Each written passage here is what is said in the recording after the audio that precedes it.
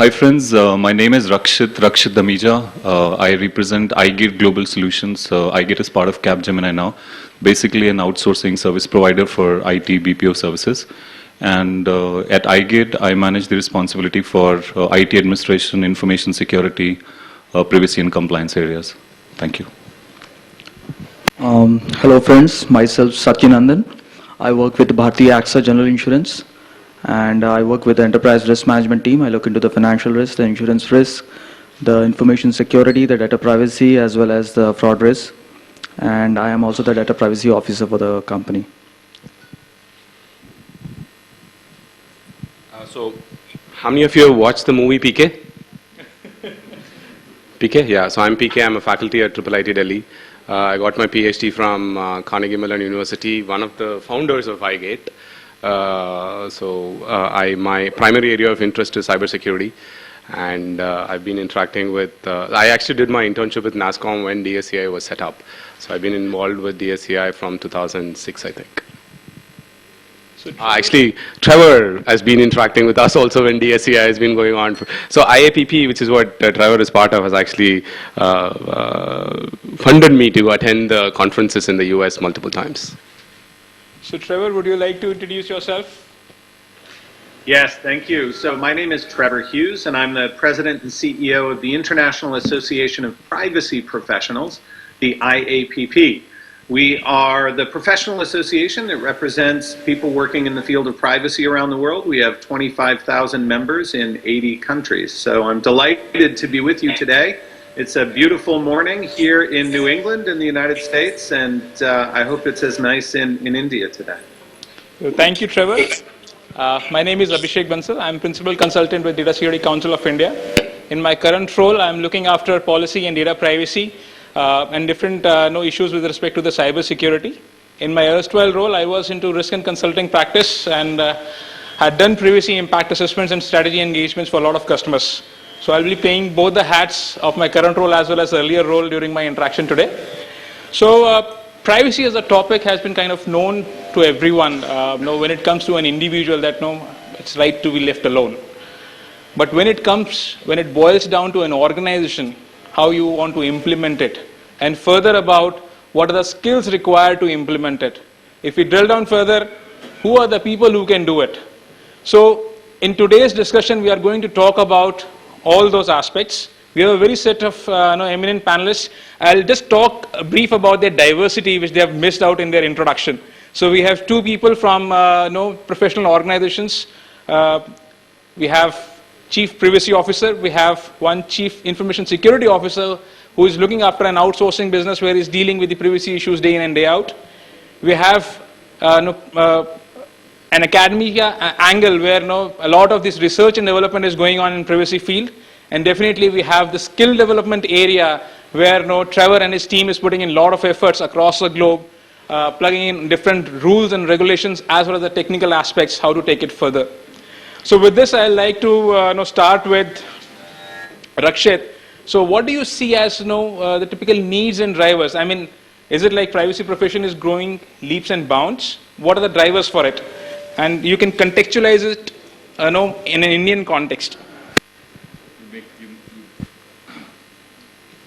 I made your life difficult, huh? You just made it difficult by saying Indian context, okay. So convenient to talk about what you do and how it privacy affects, right? So outsourcing organization. Maybe I'll cover it in the end, but to talk about Indian context, I think it's easy and all of us connect today because I think everybody's talking about digital India, right?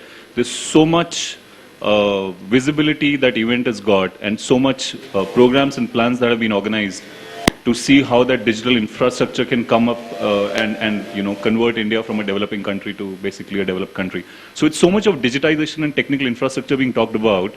The natural the outlook is that we will have a lot of information, personal information being collected, and the departments want to service in a technical way, in a way that the consumers, the citizen of India, etc., then can connect with those departments and take services, which means a lot of information, personal information will be circulated across departments. And for that reason, privacy, along with security, has taken that paramount importance, not only for urban, also for rural areas where people don't even know about why security is important. If the information is out, they don't really, care so much. I remember a classical example, right? Noida, one school, KG admissions were going on, and all the people had given the information about the income tax for kids' admission, right? Their mark sheets, the graduation. Parents also have to give these information, right? All this information was kept on the public servers, right, of school. And suddenly, some parents started saying that, everybody else can, my juniors, my colleagues can access my information, and that's not right.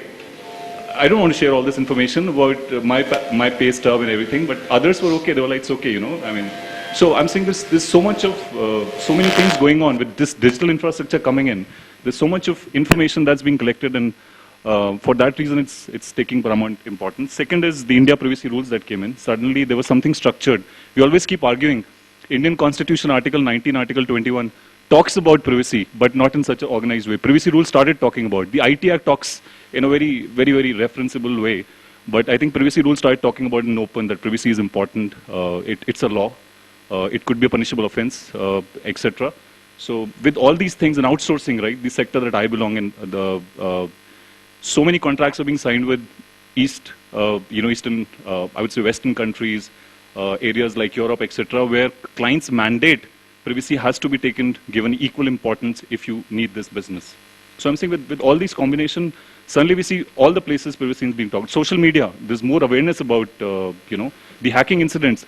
In the end, you'd see that companies are getting class action suits because not just the security was compromised, but also personal information of people, celebrities, high-profile people, etc., being out in the public open. So all these areas, I think, somewhere are funneling that privacy along with securities is an area that's of interest and is of concern to a lot of people. So Professor PK, no, I think, so one context is what Rakshit has drawn, but if I corroborate what our Prime Minister, Mr. Narendra Modi talked about during the 25th anniversary of NASSCOM, and he said about this Raktvihin Yodha, about the security and privacy not to be seen only as basically something that we need to safeguard our frontiers, but also as an opportunity. So in that case, the driver would not be limited to the Indian regulations, but the workforce still needs to be equipped with the privacy concepts, with a much wider landscape, whether it's the UK EPA or the regulations across the globe. So what is your viewpoint or perspective around the needs and drivers considering this context? So how many of you have a business card? How many of you have business cards? Can I have a raise? Not now, meaning it's not that all of you have business cards. How many of you think cell numbers are personally identifiable information? How many of you have a cell numbers on the business cards? Okay, that answers some questions, which is good. Right, probably it's a professional requirement that you're putting your number. I mean, the reason was not to say that. The point was to get across that even if you treat PII, that cell number as a PII, still you put it on business cards. Okay. My take on this is a couple of things. One is privacy courses in the country, right? For example, in the US, there's been a lot, US, Europe, there's been a lot of studies in terms of understanding what privacy means to people itself, right? We don't even know. Whatever he is referring as privacy, I'm not too sure whether all of us in the room will agree on that one definition, right? Privacy is relevant to what context you are in, meaning probably you have a different privacy now attending this conference, whereas when you go home, your privacy expectations changes. When you're driving, something else changes. When you're using a Facebook app, your privacy expectations change. The expectations of privacy is completely contextual, and it is also ever changing. We haven't studied it. In Indian context, I don't know whether we have yet studied it. For example, in the US, late Professor Alan Weston actually has studied US citizens into classifying them into these three categories. Fundamentalists, some of you may have heard this, fundamentalist, pragmatist, and unconcerned. How many of you have heard this before? No? Very good. So I'm actually teaching something here. Right? So Alan Weston, fundamentalist, pragmatist, and unconcerned. Every year after year, he asked the same type of questions to same type of statistically representative sample in the US and developed this study for I think 30 years or something to say how the privacy definition in the US is changing for every context. He took internet, he took health, he took general privacy, he did that. Nobody in India does that. We don't even have, when you put the Indian context, there is, first of all, you're all security professionals, you're all privacy professionals in some form, that's why you're inside this room. If you did not know what fundamentalist, pragmatist and unconcerned was about, and particularly the Alan Weston's work, I can't expect anybody to know it, right? My point is not about knowing or not knowing, my point is about empirical data to make such inferences doesn't exist in India. That's my first point, right, in terms of actually making all these judgments and things like that. Second point I would say is just the courses, right? Academic courses, meaning I'm sure there is ISACA programs which gives you privacy course, IAPP has, now DSCI is jumping onto the thing to do kind of privacy courses. They already have some privacy courses which professionals would take. But the courses that I'm talking about is more structured, academic, rigor, in terms of just being across semesters, across year. Right, what you do is mostly a course which is 3 days, 5 days, and IAPP course I know, which probably makes you to do some things over the years to gain some points, to keep your certification with you. That's not what I mean, actually. I mean more the structured courses in India, understanding privacy technology itself. Actually, my grad school in the US, Carnegie Mellon has a privacy program now, privacy engineering. It's masters in privacy engineering, which is fully dedicated program only developing master students in privacy. Right?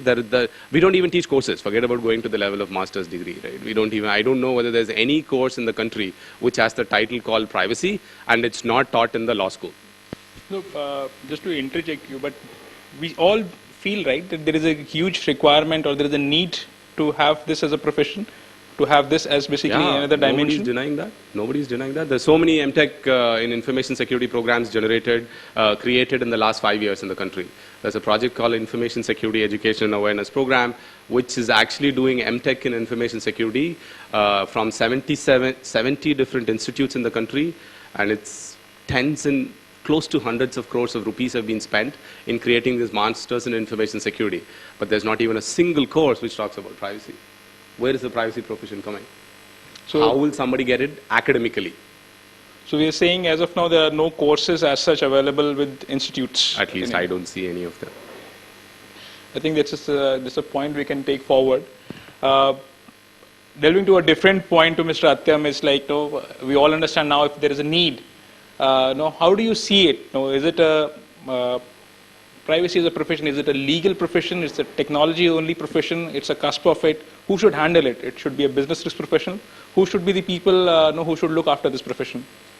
I think it's a valid question in terms of who would pick up this profession. I being an example in terms a data privacy officer for an insurance company, which is really hurt in terms, why do you need? Well, what is the privacy background I have? Let's talk about it. I don't think I have any privacy background in terms. I don't have any certifications.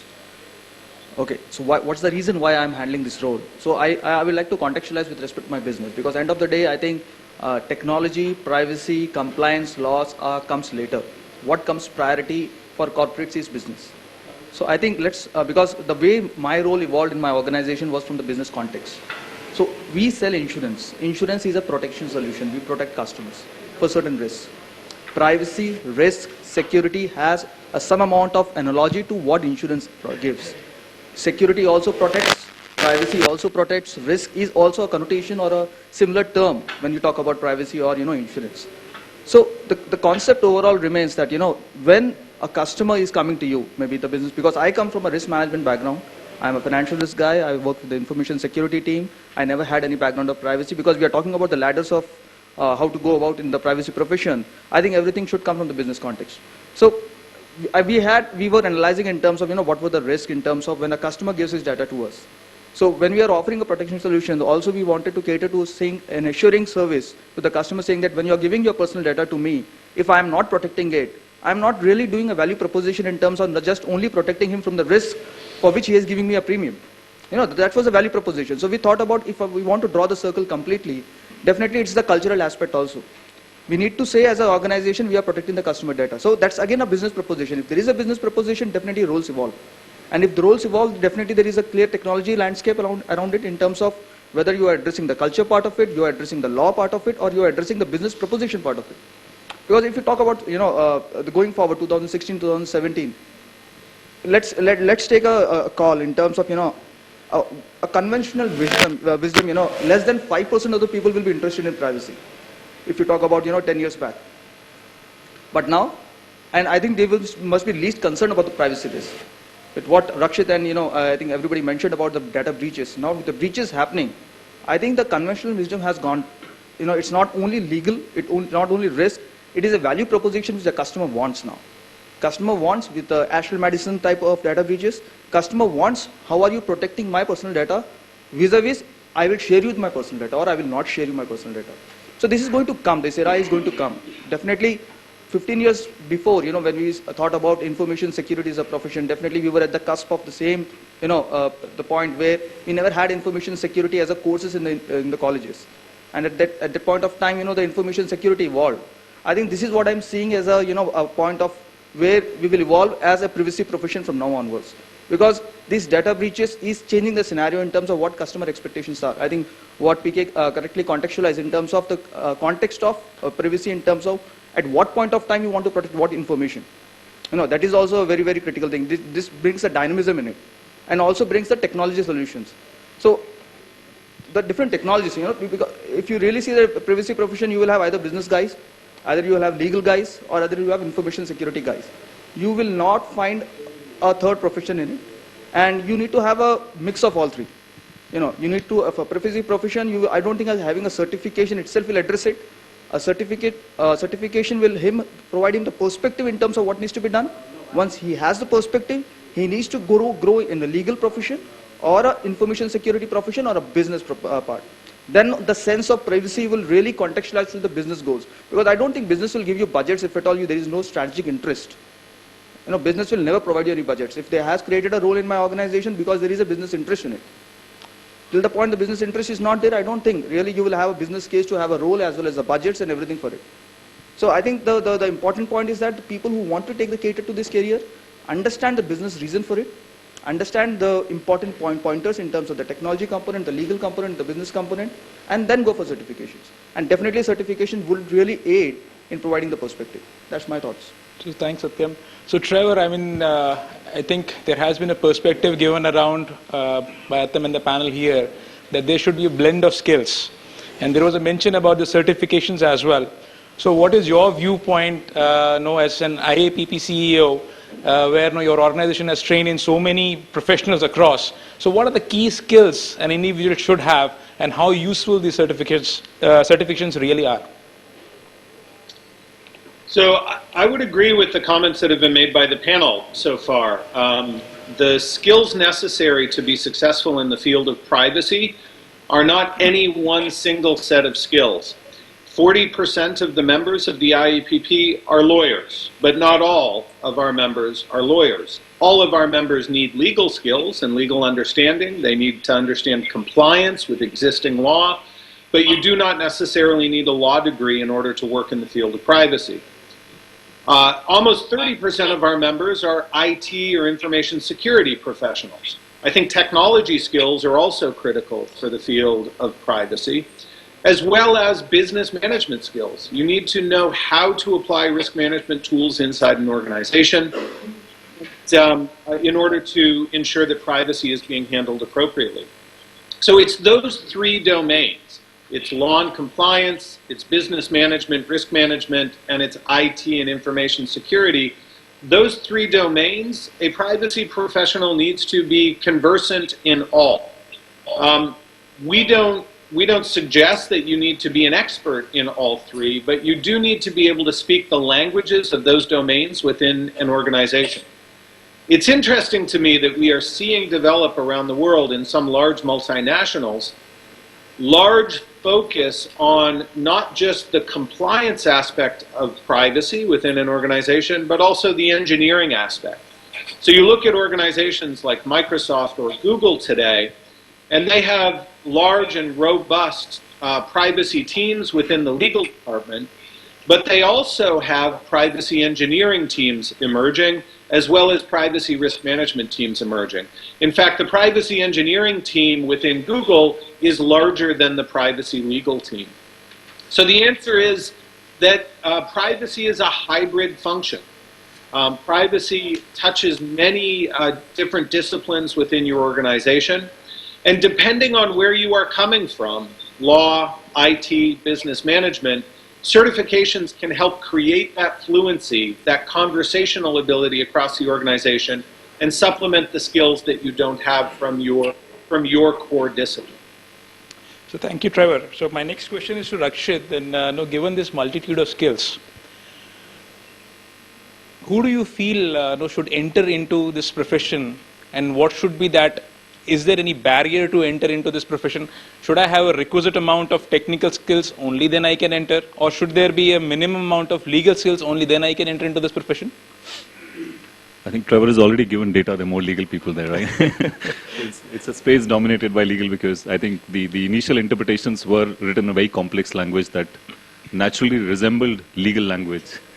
But saying that, I think I'd encourage everybody from all walks of profession, if they're interested in something privacy, they should definitely make an attempt, because what we've seen in our department, our industries, right from HR, who's custodian of internal employees' information, they need to know privacy. A very interesting incident happened. One of our VPs in US asked a question to HR person, shared services offices in Bangalore, and that person, for convenience, replied about his query on the subject line of that email. And that VP freaked out. And the HR person didn't know what he'd do. He escalated. He's like, I just responded to a query. On subject line, it was convenient, faster response. And he actually didn't know that the VP was concerned, because subject line is a data log that is visibly seen by administrators, all, security administrators, and he was very concerned the way it was addressed. So I would suggest that everybody who's interested should definitely take these courses. They definitely provide, and I like the words that Trevor used, fluency and conversational ability to articulate some of the responses, complex problems, address business solutions. A lot of outsourcing is happening today, and through these conversational abilities, we've been able to demonstrate that we have security, administrative, technical safeguards, while India as a country may be lacking in providing a comprehensive law, but we've still been able to, through organizational safeguards, been able to provide an ecosystem where this information can be very safely processed, and that's how the outsourcing industry has happened today. So right from people in HR to legal to technical and process operations, we've seen people making good progress in our organization. Our parent organization, Capgemini, is very strong. In fact, they've been applying for BCR, which is the highest level that is achieved by organizations, and they self-attest themselves on privacy standards. And we've seen people from all walks of life probably making a cut. For leadership roles, probably you would have to see what exactly the role is, and accordingly, we've still seen legal people with technical, like the IIIT effort of creating a techno-legal workforce in the country has really helped India. So those kind of combination of skills, we've seen those people are very effective. I personally have been handpicking people from IIIT Allahabad, the course that PK mentioned about, such a successful course. You pick up these people, you give them process knowledge, they turn champions in weeks and months, and they provide you consulting, they provide you solutioning, they provide you the right guidance, because they have the technical background, they understand legalities, they understand the process, your business part.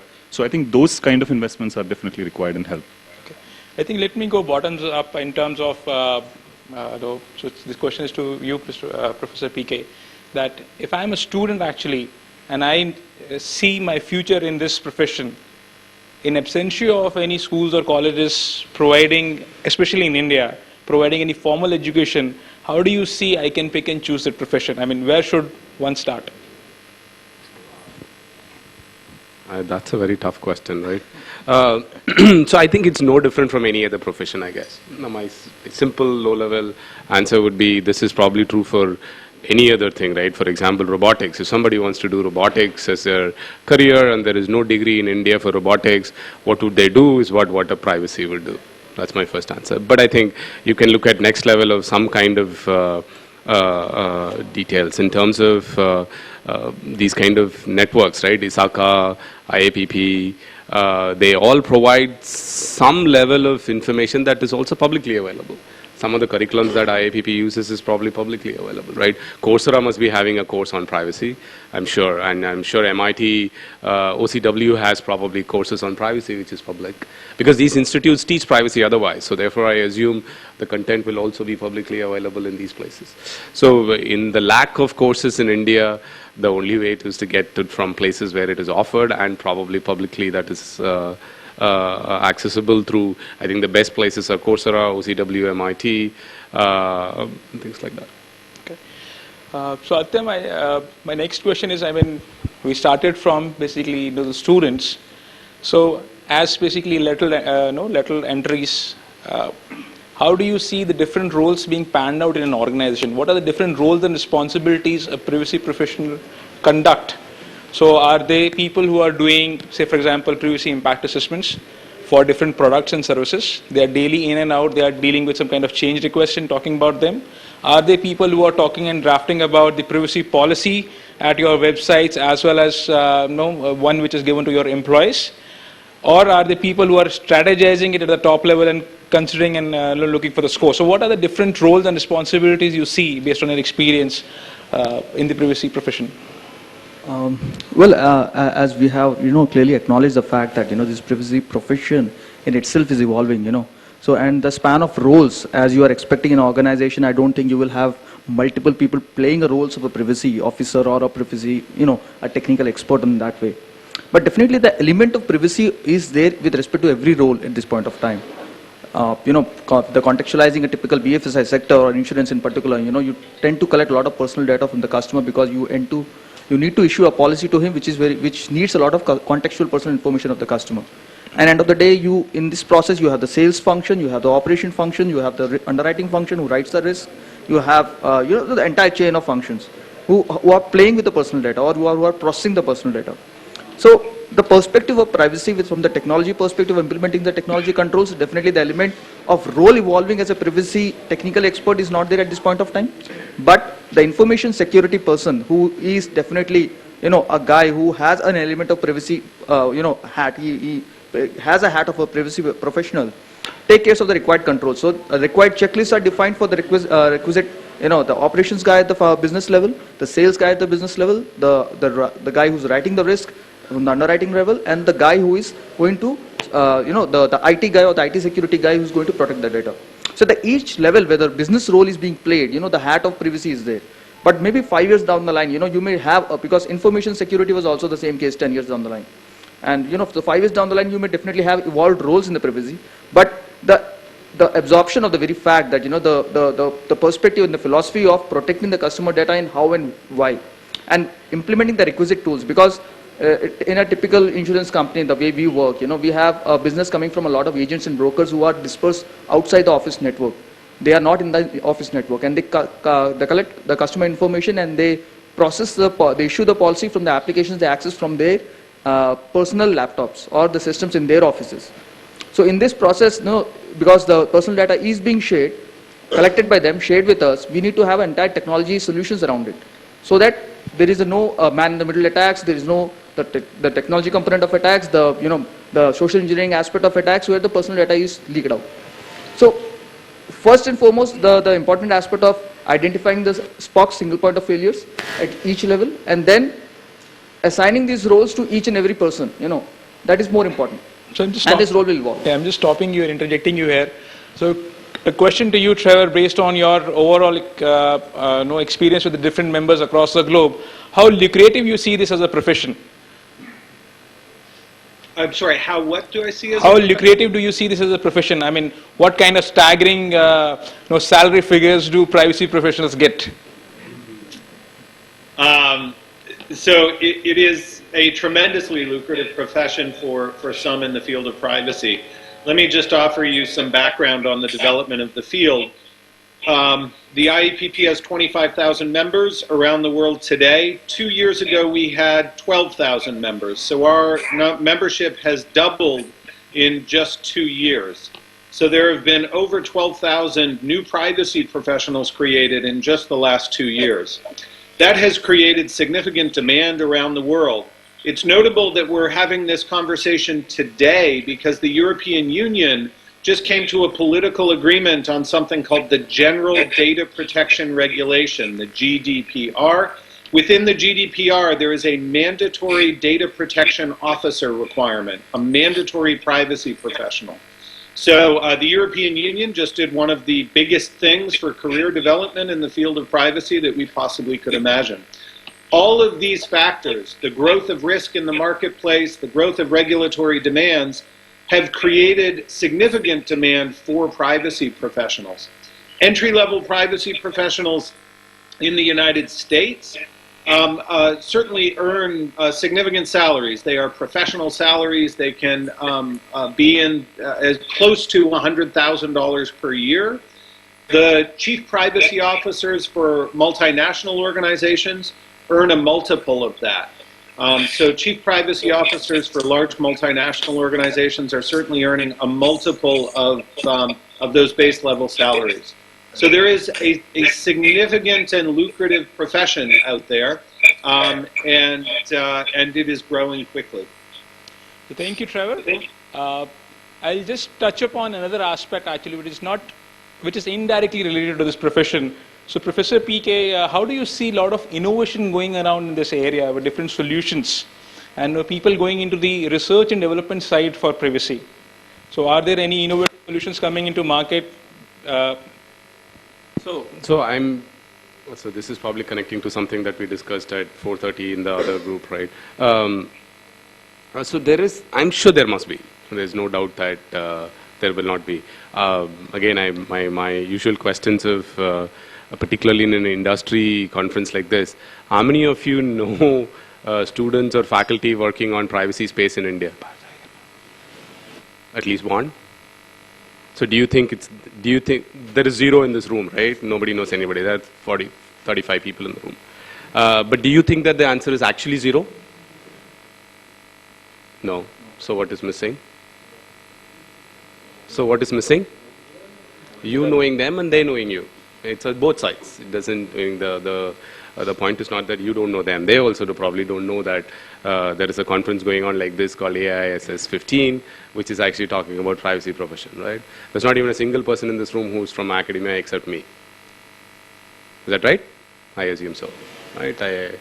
So that's the way we are talking about, right? So you don't know what is going on, and there are, as I said, ISCA program, and just in Delhi there are 80 master students who are studying information security now. As of today, 12 of them are in the conference also. Did you know that? Did anybody know that? Yes? No? Yeah, some of you know it, right? So 12 of them are actually in that last room Creative and the Cyber poster Pavilion. session, right? It's Creative Cyber Pavilion. Right? So they are actually presenting their posters there, right? So ISCA project actually has probably they have 70 institutes who are members there. Every institute probably has a master's program, and every institute probably recruits less than 15 or 20 master's students every year, which means there are at least 60 to 70 students every institute. Into 70, that's 420 students studying now information security. For every student to finish the master's thesis, MTech degree, they have to do a thesis to finish, which means there is some proportion of this information security, whatever we call MTech security, is going to privacy, for sure. You don't know that. So what I connect to this, Professor PK, this disconnect probably seems like, is there a disconnect between a demand and supply? No. Basically, the way I see it is that when we started the program in IIIT Delhi in 2010, MTech in computer science, specialization in information security, I actually had a workshop which even Nanda Kumar attended, where we actually got industry body to give us industry people. There were at least about 12 or 13 CISOs, CSOs attending that small workshop. We were in Dwarka then. Small workshop giving inputs on the curriculum. Then there was a discussion that we'll have something called a CSO day. ISB Hyderabad has something called a CEO day or CEO week or something. So we said we'll do CSO week. And we also said the companies who were part of this workshop thought, or at least was in the mood to say that we'll actually recruit people who get out of this program. Internship will be provided, internship will be discussed and all that. Not even a single company actually did it.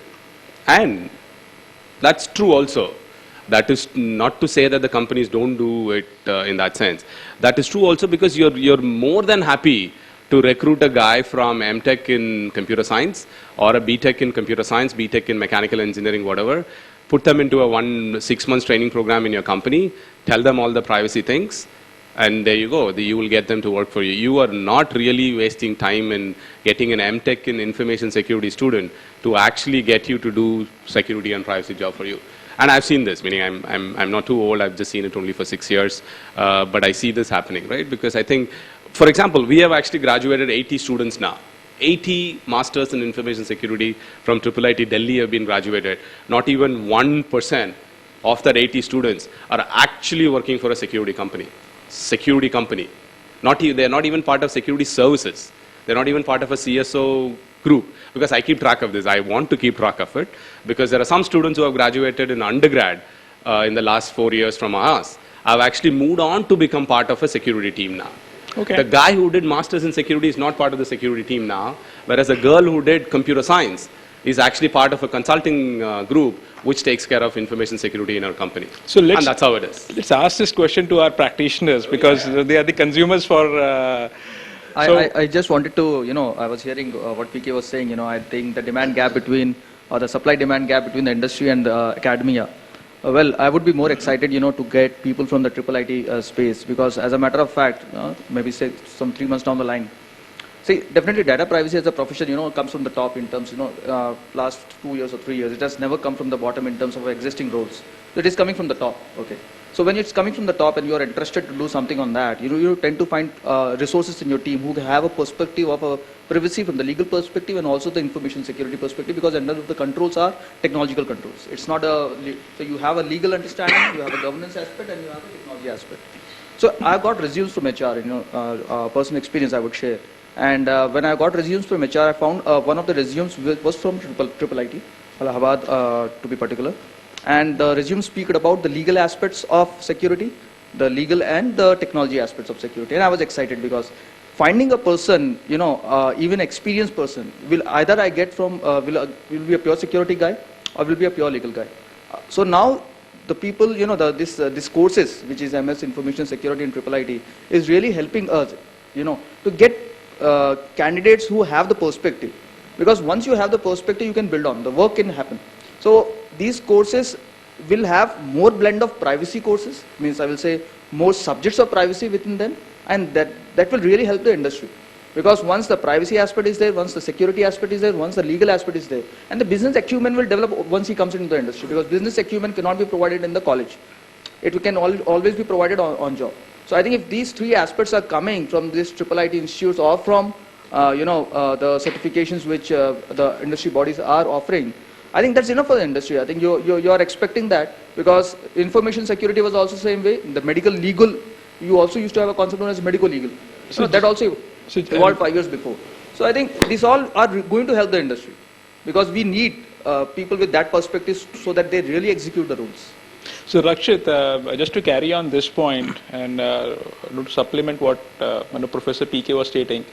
So is it like, there are very less number of universities and colleges like IIIT Delhi. That's the reason why we tend to hire people in computer science rather than security. Yeah, we basically do that all the time. But I think to contest that, I've been handpicking people from IIIT, not Delhi, and I'll take care of that too. So I got you 2 recruiters, huh? But honestly speaking, I think once I've found that jackpot, I think my recruitment has become so easy.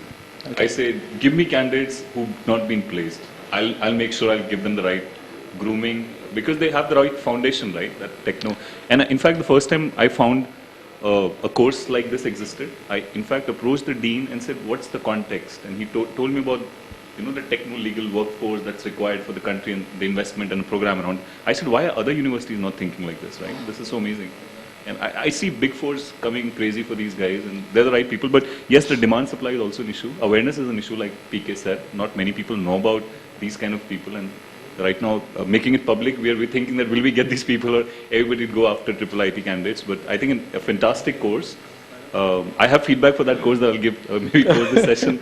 They also don't talk about data privacy so much. They talk about data protection, definitely. But I'm sure there's context to that. But there is a demand supply issue. There's definitely a lot of demand for these people. And I was talking about the other one, right? So at our organization, we start with privacy officers to start with. Anybody who's got a certification course like IAPP, DSCI offers. Then we moved them to something, Data Privacy Council. That's about 7 to 10 kind of years of experience. Data Privacy Council has representation from HR, legal, technical, and that's a forum where all these complex issues and discussions happen. And then we have a data protection officer role. That's something that you graduate into 10 to 15 years of experience. And then we've got group data privacy, which is probably 20 plus years of experience. So we have a career with PK and others in India, and I think what we see in India is the evolution of the profession. It's at the earliest stages, but the trajectory of the digital economy suggests that this will only grow in the future. And embracing university programs, like PK has mentioned, embracing certification programs like those from the IAPP and DSCI, I think those are some of the right and early steps to help build the field. I have one question. I don't know if I'm qualified to ask a question to Trevor. I can't resist. You said 25,000 and 12,000 happened in the last 2 years. So any particular reason that 12,000 members or people got interested?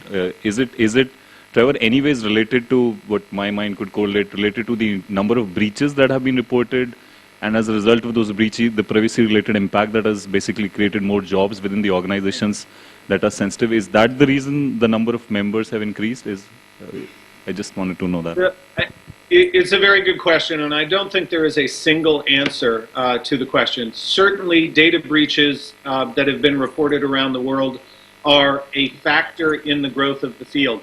But it's not just the breach that creates the demand for privacy professionals. It's the consequential risk after the breach.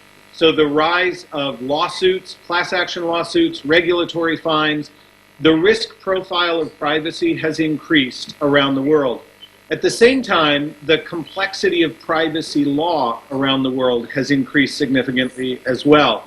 And so what we are seeing around the world is that CEOs, boards of directors, are now beginning to talk about privacy and the risk of privacy, and they are asking the general counsel, the chief risk officer, those responsible for risk in an organization, what their organization is doing, and the answer usually is the profession.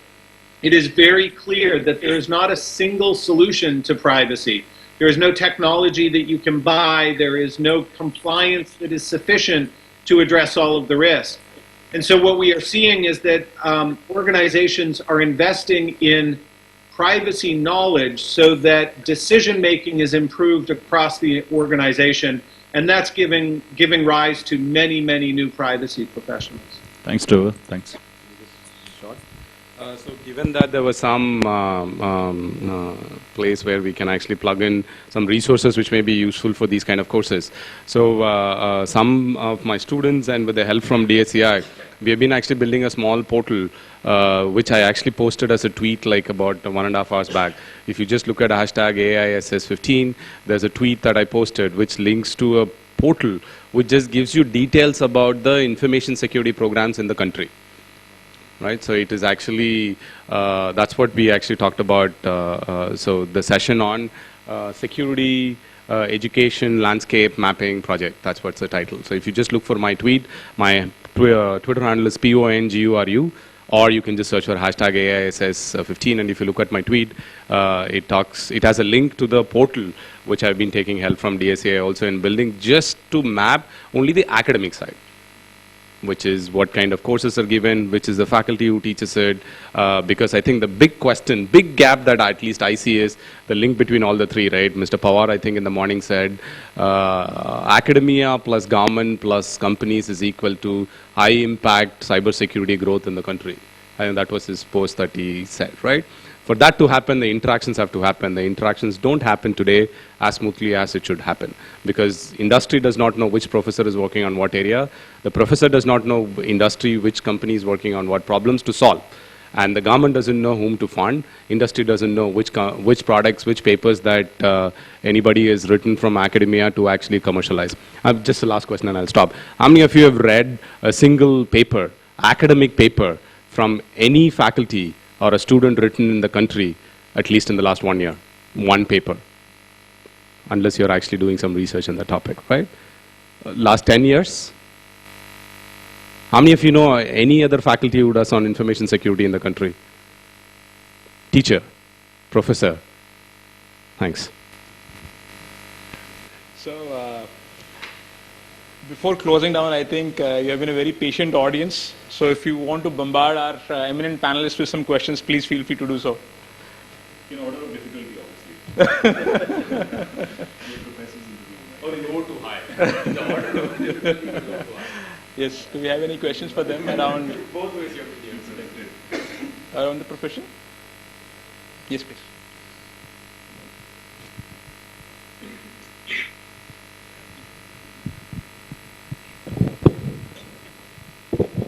My name is Bhavani Shankar from iGate. I'm a CISO of iGate. One of the things that please pardon my ignorance. Basically, what is the difference between a data protection and a data privacy? Basically, you are protecting the data out there, and here you are trying to protect the personally identifiable information, right? That's the only thing. Is what is called as data privacy? That's a nice way of dodging the ball. For me, I don't see any difference, but yeah, there must be some. Well, it all depends upon how funding you get, in a corporate. So you get funding for data privacy, data protection. I see it comes under the ambit of information security. The perspective, it's more of a 60,000 feet high level of an abstraction of a language. End of the day, data privacy, you require to do a data protection solution. And then only you can give an assurance of the data privacy. It's more of an, how you abstract the typical concept into a very good English language. Nothing more than that. That's my perspective. Bhavani is my colleague, just before, and we keep arguing this, right? So I think for us, what we've seen in the practice. No, we didn't. So that's why the disclaimer, right? And you can keep seeing us arguing, and some of us have seen this, right? And I think what we've seen in practitioner space, data protection is usually coined by our customers whenever they want to know about technical administrative safeguards that we're using for ensuring data privacy. In one line, basically. Yeah, another question that I have is, but data privacy is something which is basically on the PII, right? PII. So I'm not sure whether how many people, basically we are only talking about protecting the customers' data, this one. But today, if you see in India at least, I have not seen any campaigns or anything saying that for awareness kind of stuff. People don't know what is PII, right? If somebody asks me for a credit card information like a hotels when I am trying to book, I give it to them. When I am asking for a PAN card, I give it to them. When I go to a Xerox shop, a particular machine to make a Xerox, I give that particular personal identifier and do a Xerox. And I don't even know that there is a hard disk which is recording that particular image out there on the Xerox machine. So it can all be misused. So how much of things that have been done as far as the awareness goes in India, that these are all the PIIs and you should be careful before giving it to anybody else? I think, 1 hour before we had a good session there. I don't remember the panel discussion. We had a legal person named Sai. I was hearing him. He had a very valid point. He mentioned that privacy is not a law. Privacy is not a technology. I think the right point he mentioned was culture. So what drives his culture? So maybe we know Europeans, we know Americans, we know Indians. If you say privacy as a culture in terms of who are more concerned, I think we will say Europeans are the first. They are really paranoid about privacy. Second would be Americans, and third would be Indians. So I think the interventions of awareness, the interventions of technological solutions, the interventions of budgets, the interventions of organizations being aware, the interventions of bodies like NASSCOM and DSCI investing in it are really parameters where you see the cultural change coming in the country, or the cultural change coming in any of the countries. Because these are the only interventions that will only happen if there is a cultural change. Because as everybody mentioned, I think the question which Rakshit had put to Trevor, that why did the 12,000 to 25,000 increase? This is because of the the typical breaches. I think that's also one of the reasons the cultural change is happening. Because now the customer is not thinking that it is his personal data is can be misused. Can be misused and he can be exposed. So somebody can misuse his personal data. So as soon as the cultural change happens, I think you will see these interventions coming from bodies like NASSCOM, DSCI or corporates. Until unless this cultural change doesn't happen, that the interventions would always follow. Law would always follow the culture. First would be the culture, what I see. The second would come the law. And third would be the interventions of the bodies, of corporates, because corporates would be the last, because they will never have a vested interest, until unless a law says or they have a value proposition out of it. So I think that's what I believe would be the order of interventions, and then the awareness would be there from the bodies like this. But the culture will only change when there is something called as awareness, right? That's what I'm saying. Correct. So Bhavani, it's true that the basics of information, concepts of privacy are missing, right? People debate that you read sociology, there is reference of privacy. You read constitutional law, Article 1921, I referred, there is reference of, but in clear abstract terms, it's missing. It should be there. It should be there in curriculum. I don't know at what level, but they're the right people to decide. And it's not clearly written anywhere. The reason the information, the awareness about this is only when you get impacted, I think you start talking about it.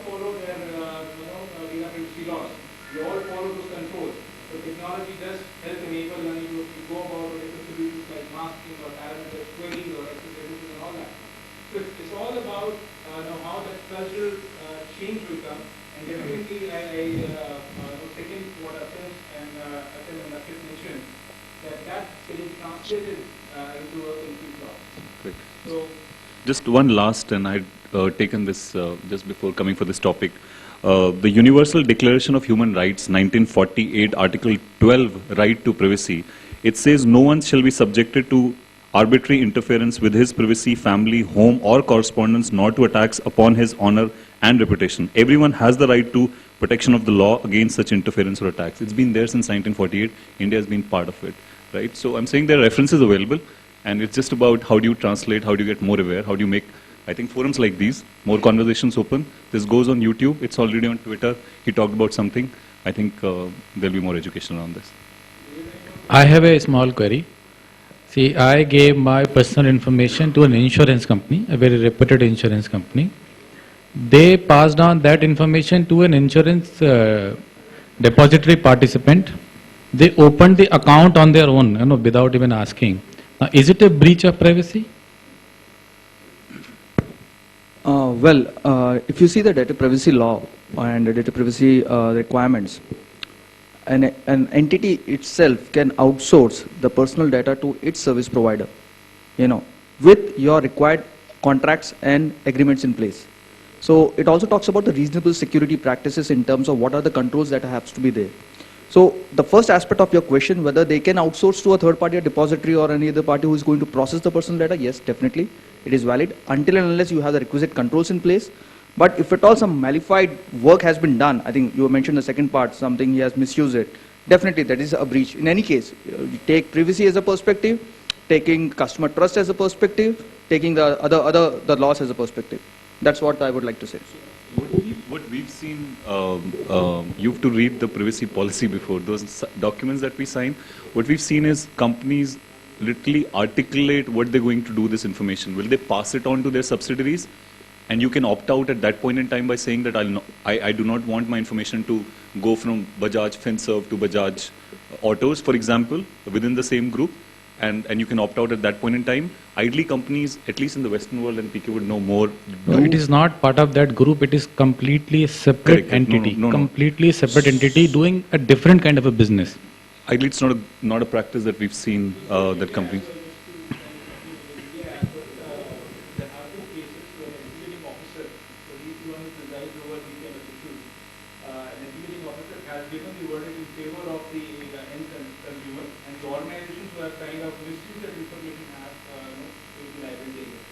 And who is that officer? I mean,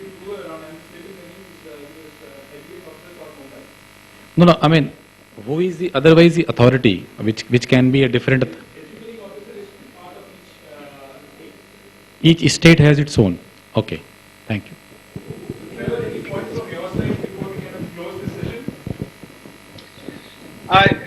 The only point that I'd like to make, and I think this conversation has been fascinating, is that one of the drivers for embracing privacy in India will be the global information economy. And I fully agree with the comments about cultural change and cultural awareness being necessary in order to create privacy from the ground up in India. But India is also an incredibly active participant in the global information economy.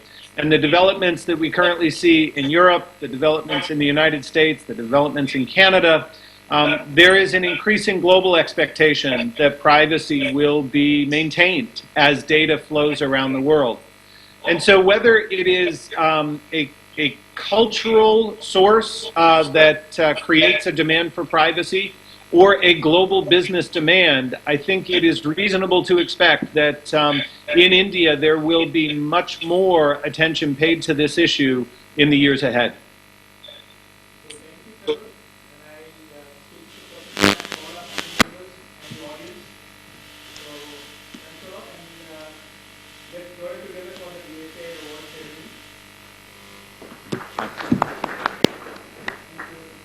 Thanks, Prof.